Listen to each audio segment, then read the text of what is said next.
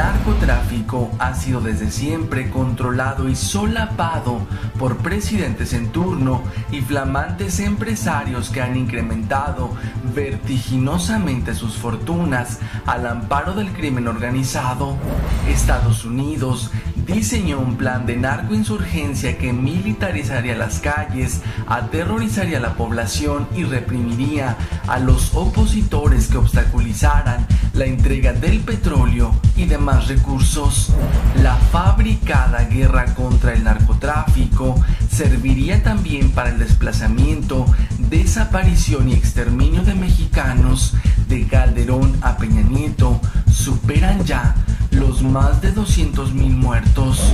Bienvenidos una vez más a este espacio de investigación, de análisis, donde la apuesta principal siempre será por el pensamiento crítico. Hoy les presentamos un reportaje dedicado al narcotráfico en una supuesta guerra que ha cobrado un sinfín de vidas, que ha tenido un sinfín de desplazados y desaparecidos en este país. Es importante no perder de vista este tema porque en lo que va de lo que lleva Peña Nieto van más de 104,000 muertos, va a superar a la cifra que dejó Calderón, que fueron 120,000, y esas muertes no ocurren porque sí. Y es que no es solamente luchas entre cárteles rivales, esto fue diseñado y planeado para que así sucediera. Y a veces con tanta violencia, con tanto muerto por doquier, nos acostumbramos a la idea y decimos, bueno, hoy hay 100 muertos más, hay 20 muertos más, hay 50 muertos más, y hasta levantados, desplazados, desaparecidos, y nos estamos conformando con las noticias sin sorprendernos día tras día de este plan genocida. Por eso es importante retomar el tema y hablar con detalle de él, porque es una realidad que día con día nos está rebasando, y es una realidad que día con día la tenemos enfrente y nos dice el tamaño de genocidio que se está cometiendo en este país. Por eso es importante retomar este tema.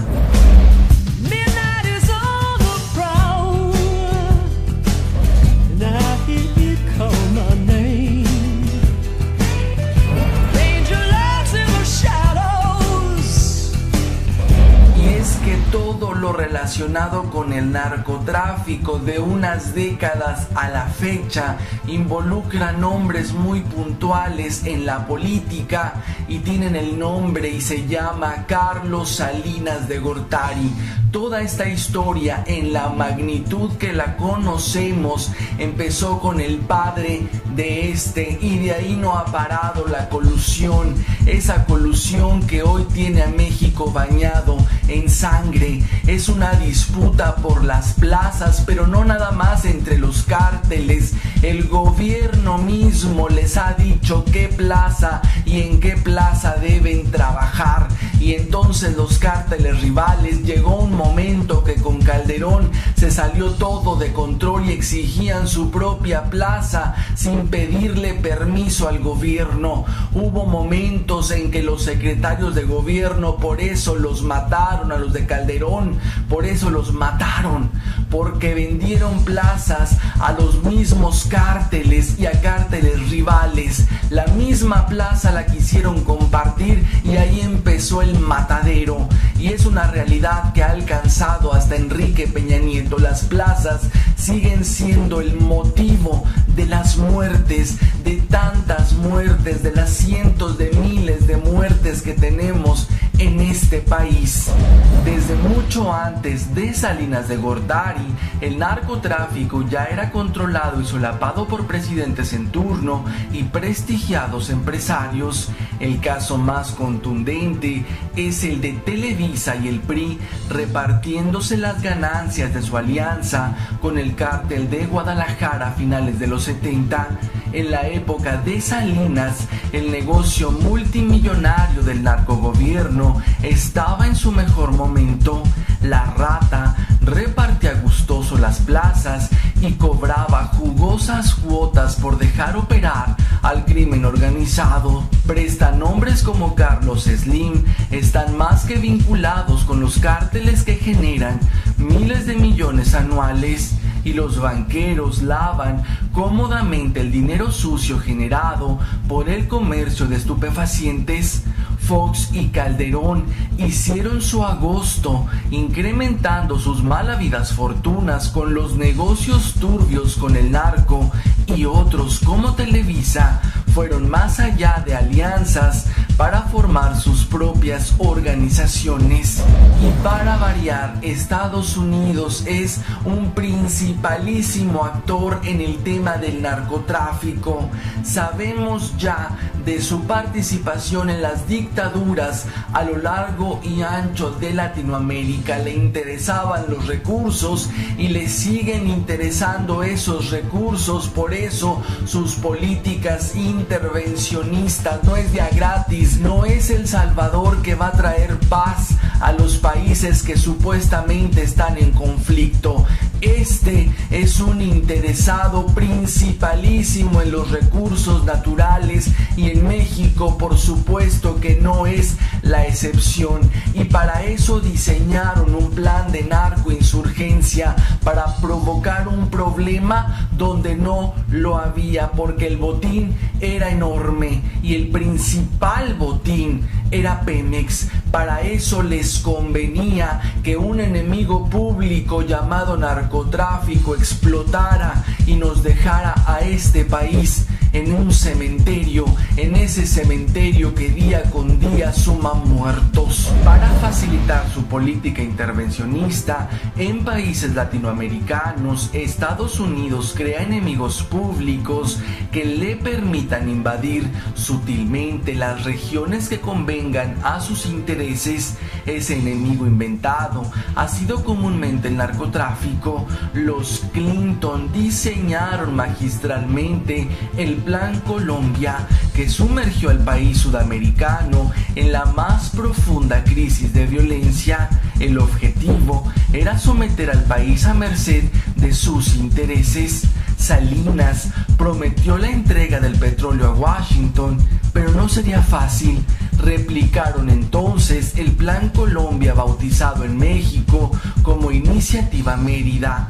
Bajo el acuerdo del Plan México 2030, se le ordenaba a los gobiernos prianistas dar inicio a la llamada narcoinsurgencia, creando un problema que no existía en México. El narcotráfico de un día a otro se convirtió en el enemigo a vencer, y de ahí el pretexto de militarizar las calles, pero solo para reprimir la protesta social.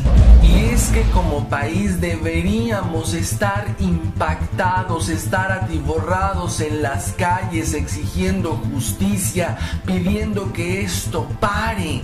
Con Calderón fueron más de 120,000 muertos, con Peña Nieto quizás no, va a rebasar esa cifra, lleva ya 104,000 y le falta todavía un año.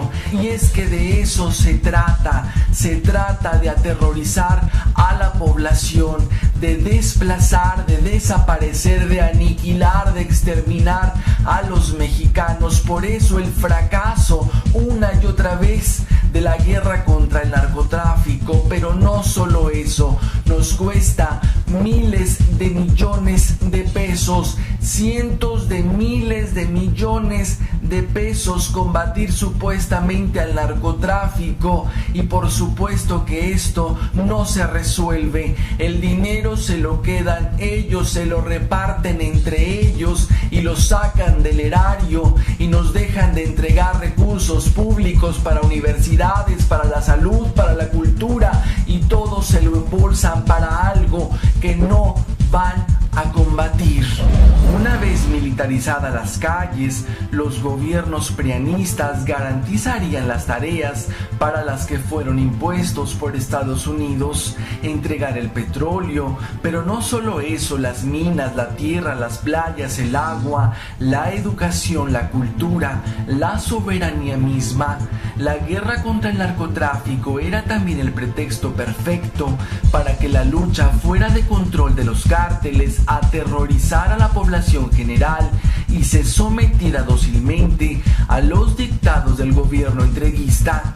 Pero la narcoguerra ha servido también para que los militares, brazo asesino de los prianistas, fuera eliminando sistemáticamente a la población mexicana, sobre todo las que habitaran en zonas económicas clave. Desde que inició la fabricada guerra contra el narcotráfico y hasta la continuidad que ha dado el títere de Salinas, van más de 200,000 muertos, un sinnúmero de desaparecidos y millones de desplazados.